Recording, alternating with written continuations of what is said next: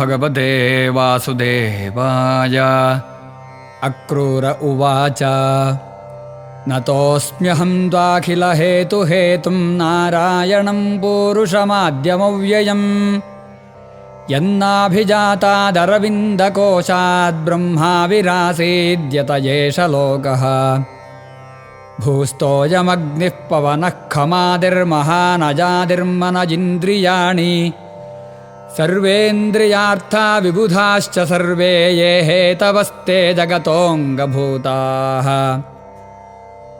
नैते स्वरूपं विदुरात्मनस्ते ह्यजादयो नात्मतया गृहीताः।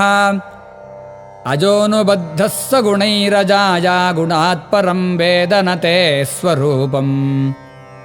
त्वां योगिनो यजन्त्यद्धा महापुरुषमीश्वरम् साध्यात्मं साधिभूतं च साधिदैवं च साधवः। त्रय्या च विद्यया केचित् त्वां वैवैतानिका द्विजाः यजन्ते विततैर्यज्ञैर्नानारूपामराख्यया। एके त्वाखिलकर्माणि सन्न्यस्योपशमं गताः ज्ञानिनो ज्ञानयज्ञेन यजन्ति ज्ञानविग्रहम्। अन्ये च संस्कृतात्मानो विधिनाभिहितेन ते यजन्ति त्वन्मयास्त्वां वै बहुमूर्त्येकमूर्तिकम्। त्वामेवान्ये शिवोक्तेन मार्गेण शिवरूपिणम् बह्वाचार्यविभेदेन भगवन् समुपासते। सर्वजेव यजन्ति त्वां सर्वदेवमयेश्वरम् येऽप्यन्यदेवता भक्ता यद्यप्यन्यधियः प्रभो। यथाद्रिप्रभवानद्यः पर्जन्यापूरिताः प्रभो विशन्ति सर्वतः सिन्धुं तद्वत्त्वां गतयोऽन्ततः। सत्त्वं रजस्तमजिति भवतः प्रकृतेर्गुणाः तेषु हि प्राकृताः प्रोता ब्रह्मस्थावरादयः। तुभ्यं नमस्तेस्त्वविषक्तदृष्टये सर्वात्मने सर्वधियाञ्च साक्षिणे। गुणप्रवाहोऽयमविद्यया कृतः प्रवर्तते देवनृतिर्यगात्मसु। अग्निर्मुखं ते वनिरङ्घ्रिरीक्षणं सूर्यो नभो नाभिरथो दिशश्रुतिः। द्यौः कं सुरेन्द्रास्तव बाहवोर्नवाः कुक्षिर्मरुत्प्राणबलं प्रकल्पितम्। रोमाणि वृक्षौषधयः शिरोरुहा मेघाः परस्यास्थि नखानि ते द्रजः। निमेषणं रात्र्यहनी प्रजापतिर्मेढ्रस्तु वृष्टिस्तव वीर्यमिष्यते। त्वय्यव्ययात्मन् पुरुषे प्रकल्पिता लोकाः सपाला बहुजीवसङ्कुलाः।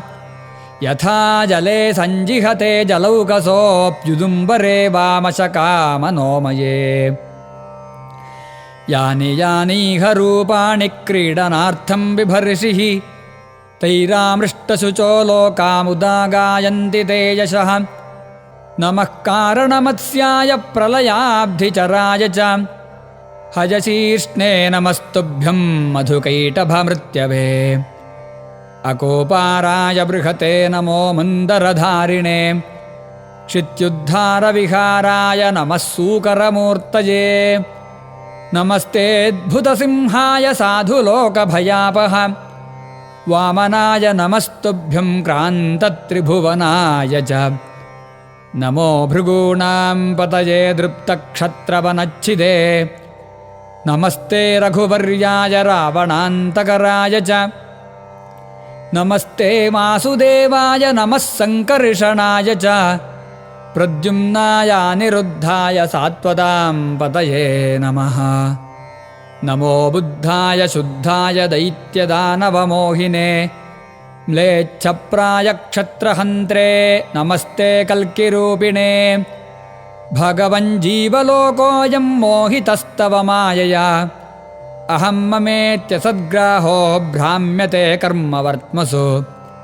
अहं चात्मात्मजागारदारार्थस्वजनादिषु भ्रमामि स्वप्नकल्पेषु मूढः सत्यधिया विभो।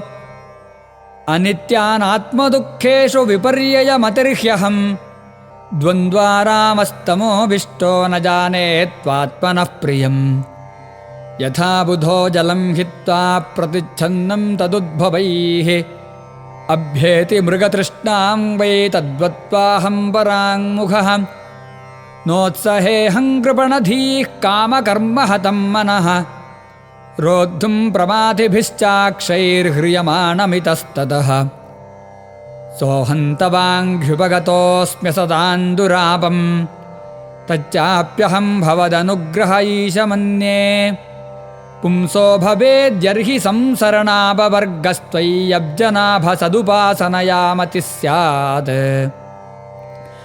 नमो विज्ञानमात्राय सर्वप्रत्यजहेतवे पुरुषेश प्रधानाय ब्रह्मणेऽनन्तशक्तये नमस्ते वासुदेवाय सर्वभूतक्षयाय च हृषीकेश नमस्तुभ्यं प्रपन्नं पाहि मां प्रभो। इति श्रीमद्भागवते महापुराणे पारमहंस्यां संहितायां दशमस्कन्धे पूर्वार्धे क्रूरस्तुतिर्नाम 40 सर्वत्र गोविन्दनाम संकीर्तनं गोविन्द गोविन्द।